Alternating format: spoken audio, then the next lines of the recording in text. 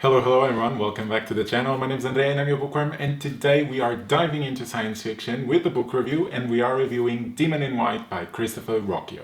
Alright, let's introduce this book. Demon in White is the third book of the Sun Eater series written by Christopher Ruocchio. This series has 7 books. They've all been published, so you can binge read all you want. This is the third book. I've read the first 2 here on the channel, have reviewed them. You can check out through the thumbnails up above. This series is like space opera, science fiction type of, what am I saying? This is space opera type of science fiction. Initially it was self-published, if I'm not mistaken, but then eventually it was picked by a traditional publisher, and it was really famous a couple years ago when the books were still coming out. Kind of made the rounds through booktube, but I'm only reading them now because that is just me. I don't follow the hype most of the time, so that is it. Now we're just going through and reading them slowly with this special edition by The Broken Binding, which you can see that doesn't really say the title, but it's really cool, and I like how these covers, which are reversible, they feel, or they look in the bookshelf with a decaying column type of Roman art inspired, you get what I mean. Now, this book was published in 2020. At the time, it wasn't nominated for any awards or didn't win any, but that's okay because, like I said, it got really famous on booktube and it made its rounds and a lot of people read it. And on Goodreads, you can see that because it has over 25,000 ratings. And what is more impressive even is that it has a score of 4.62 out of 5, which is just crazy to think about because, like I keep saying, usually science fiction tends to have between 3.8 to 4, and that's what we consider the average. Anything above a 4 is really good for science fiction, anything below a 3.8, but 4.62 is almost a whole point ahead of what the average is. So clearly lots of people love this book, and I'm very curious to see if I give the same score or not, but let's find out. Of course, first we're gonna get to the 2 housekeeping items. First of all is the synopsis. I'm gonna narrate the synopsis to you if you don't want to hear anything about it, because either you already know what the book is about, you don't want to hear spoilers from the previous 2 books, then just skip to the timestamp, the next one, and you'll jump right into the review. Otherwise, stick around and you shall hear me narrate it. Adrian has been serving the Empire in military engagements against the Cielcin, the vicious alien civilization bent on humanity's destruction. After Hadrian and his Red Company achieve a great victory, a cult-like fervor builds around him. However, pressures within the imperial government, scared of his rise to prominence, result in an assassination attempt, luckily thwarted. With the Empire too dangerous to stay, Hadrian and his crew leave for a massive library on a distant world. There, he finds the next key to unlocking the secrets of the Quiet, a set of coordinates for their origin planet, unnamed and now lifeless. Hadrian's true purpose in serving in the military was to aid his search of a rumored connection between the first emperor and the Quiet, the ancient, seemingly long-dead race linked to so many of Hadrian's extraordinary experiences. Will this mysterious lost planet have the answers? Alright, and with the synopsis out of the way, let's go to our second housekeeping item, which is looking at the scores of the previous books, just so we get a sense of what I liked, what I didn't like, what is working, etc. And basically, as you can see, both books were quite stable. That's an adjective for them. They got a 4, both of them. They also got 4 on every single category, which means this book is really just okay, I guess. It doesn't do anything wrong, but it doesn't excel in any of the categories either. That's not a bad thing, but also I wouldn't say it's amazing. I was hoping that the first book would have a bit more of a oomph, especially how big the hype was when this was going through booktube. I was expecting the plot or the characters or even the world building to be amazing, and none of those categories really hit me with that punch. And it was still good. I liked the type of writing, the prose I mean, but again, there were some things that were just pulling me back. I still read the second one, thought the second one improved in some parts, but also didn't improve in others, which kind of made me think, okay, we really need this to pick up in some way to really grab me. Otherwise, I don't understand how we go through 7 books and everyone raves about them, but for me, it's just like, okay. So this is not the question for this third book.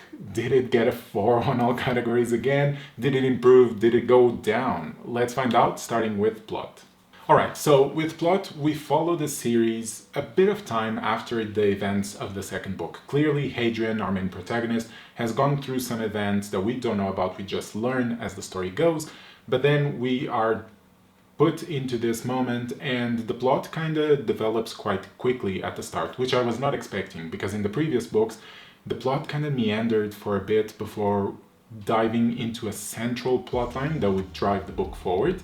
But in this one, it was quite fast. I completely saw and understood what the author was doing to make the plot move and what type of plot it was going to become.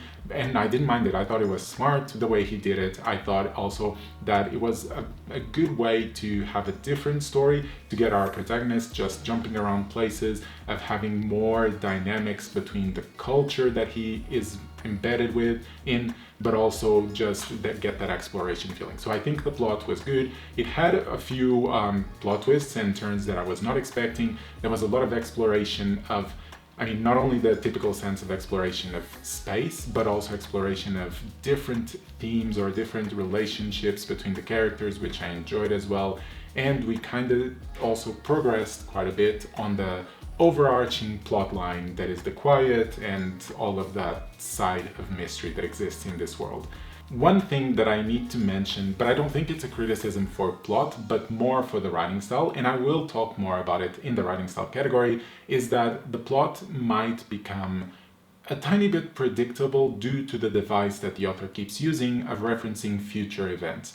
Because it's not a bad thing, it can be done well, and I know many authors that have done that well, but the fact that we keep being reminded might actually hurt the plot, because then it loses its surprise when it happens, even though we've been told already in other cases. But I'll get to it in the writing style, because I think that's more of a writing style thing than a plot thing. I think the plot in this book was good, it had good twists and turns, and it took me to places that I was not expecting, but it was still coherent with the story, and yeah. I thought that this book was a breath of fresh air compared to the previous two, and because of that, I'm gonna give this category a 5 out of 5. Alright, now regarding character, which is our second category.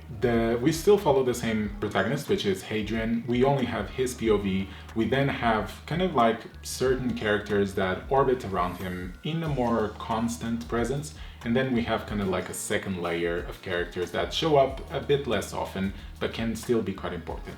Let's focus first on Hadrian. Hadrian, I think, is good. I think he is developing in the right direction. He has become less annoying compared to what he was in previous books, and I am getting more used to his way of thinking or his voice in the narrative.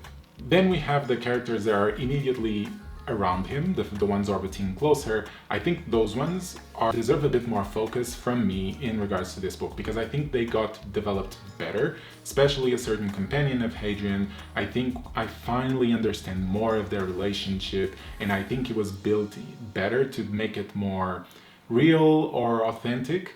And then other characters that are orbiting around Hadrian quite closely that serve more of tools to make the plot more tense or to make the plot move forward quicker. I think those ones were well inserted. I think they will be quite important in the future, which is good to plant these seeds now and let them slowly build up within the reader, so that when things need to happen, you can connect everything together without feeling like you're inserting a character just for the sake of the plot.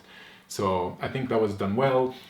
The characters at the next level, the ones that are further apart, I still think it's a bit of a hard thing that Christopher Ruocchio doesn't really do well for me, which is there are these characters that I think some of them should be, like, we should have more investment in them, in the sense that at least Christopher Ruocchio thinks we should be more emotionally invested in them, and they have moments where they need to go, or like they not necessarily die, but they just seem to disappear from the story, and it creates these very supposed to be emotional moments. But I was reading them and I was like, well, I don't really know much about this character, I don't really care much about this character, so the fact that they're leaving doesn't really cause anything in me, which there's that. But I also think this is one of the downsides of only having one POV, is that you only get the perspective of your main protagonist. And if that character isn't that important for the main protagonist, you also won't think it's that important. Or if you don't get to be in their point of view, you won't really care much about them. And that's kind of what happens. There were that second layer of characters, I don't really care much. The first layer, I think I'm now more invested. And that tells me that Christopher Ruocchio is doing some things well. It is improving in the character category. I don't think it is at a 5 yet, but it's getting close. So for this category, I'm gonna give a 4+ out of 5. All right, moving on to world building. I think this category in this book was one of my favorites because it feels like we're finally building on to something. We're building this world with, it can be with more mysteries, but also a few more answers. We get to go to this great library, as it says in the synopsis, and we learn a lot about the universe there, but afterwards we also learn a lot of other mysteries or a lot of other information, a lot of world building regarding the Quiet, but that doesn't necessarily mean that all questions were answered. There were still a lot of questions raised, which makes the world feel bigger, more expansive, and this was also the moment where I think the science part of science fiction was introduced, and it might not make full sense, like 100% sense, but at least it looks reasonable, or it sounds reasonable, and it makes me keen to keep reading to find out more. And I think that means Christopher Ruocchio did something well, because if the science fiction were too fantastical, then it would kind of take me out of the story and I wouldn't care as much because it's not as grounded in the science part of it. But from what I read, it looks plausible. I mean, I'm not no physicist, but it sounded okay and it sounded cool. It might be completely wrong, but at least when I'm reading, I'm believing it. And that's kind of what matters when it comes to the science part of science fiction. And like I said, in the plot category, we do explore quite a lot of the universe in this book, and that also helps the world to feel bigger, to feel more rich and more culturally diverse, especially when we talk about things like the Imperium, where there's a big difference in culture compared to when he goes to a planet that is just a farming planet, something like that. So the differences are starting to show up and it's starting to become more characterized, which I enjoy. So for that, I'm gonna give this category a 5 out of 5. All right, and now we're going into writing style, and let me just jump into that point that I was talking about in the plot. So there is this device that authors use, and for example, Frank Herbert in Dune used it quite effectively, where he tells you something that is going to happen in the future. He basically spoils you of some event in the books. And when it's done properly, it is quite good because you know something is going to happen, but you don't know when exactly. And you, on top of that, know that it's something really important. So when it happens, it kind of clicks with you. They're like, oh my God, I knew this was going to happen, but I didn't expect it to happen now or this way. And so there's still a big element of surprise. And when the authors use this, it creates this suspension, this suspense, where you basically are on edge trying to figure out when it's going to happen. Now, Christopher Ruocchio tries to use this device. My problem with it is that he repeats the event a bit too often. So in this book, there is a certain event that Hadrian, our main protagonist, says that he's going to do like 3 or 4 times. And from the point that he repeats it so much, it stops losing its importance, because if he said it's going to rain in the desert planet, for example, this is not a spoiler, this is not going to happen, this is just an example. If he said that and that was it, I was like, huh, that's weird, and maybe I would forget about it, or maybe I wouldn't think much. But then when suddenly the rain falls in the desert, I'll be like, oh my God, Hadrian was right, he did say this back then. But since he keeps saying, it's gonna rain, it's gonna rain, it's gonna rain, then when it rains, I'm like, yeah, I already knew that was gonna happen. I was told like so many times before that now there's really no surprise to it. So there's this issue that occurs in this book. Aside from that, I think the prose is fine. I think, like I said, Hadrian's voice, or him as a narrator, is becoming more familiar. It's not as annoying. I'm enjoying it more, and the descriptions are fine. I can picture everything that is being said as I'm reading, and also the themes explored, some of them were really good, I thought. Not that they are the main thing for this book, I don't think they're the themes, but when they are explored, they're explored well. So the pacing was also really good, I thought, better than previously. So there's this balance. I think Christopher Ruocchio might be improving, it's just he needs to fix these clutches that he's been using a bit too much. So for this category, I'm gonna give it a 4 out of 5, hoping that in the next ones it becomes a 5. And finally, our last category is enjoyment, and how did my enjoyment fare in this book? Well, at the start, because in the previous two books they had been okay, I was starting with an okay enjoyment. However, when the plot started moving forward quite fast, it got me excited because I was like, whoop, we're doing something different. This might mean we're improving, and we were improving quite a lot. And I was more interested in the plot, in the characters, the world building as well. So I was reading at a good pace. I wouldn't say I was ever bored with this book, but at the same time, I was never looking for reasons to read because it was getting super interesting. I mean, maybe a tiny bit when they were in the library or in their ruins, but never for a big period of time. I think it was a fun book. I enjoyed reading it, but then again, I wouldn't say I gave a 5 for enjoyment. I think a 4, a very solid, strong 4, is what this book deserves for me. But then again, this is the most subjective category, so take with that what you want. And that leads us to the end of our review. Just as a refresher, we have 5 for plot, 4 plus for characters, 5 for world building, and then 4 for writing style and 4 for enjoyment, which gives us a final score of 4.4 out of 5. If you want to add that plus, it gives 4.5 out of 5, which is a really good jump from the previous two books. I mean, we go from a 4 to then 4.4.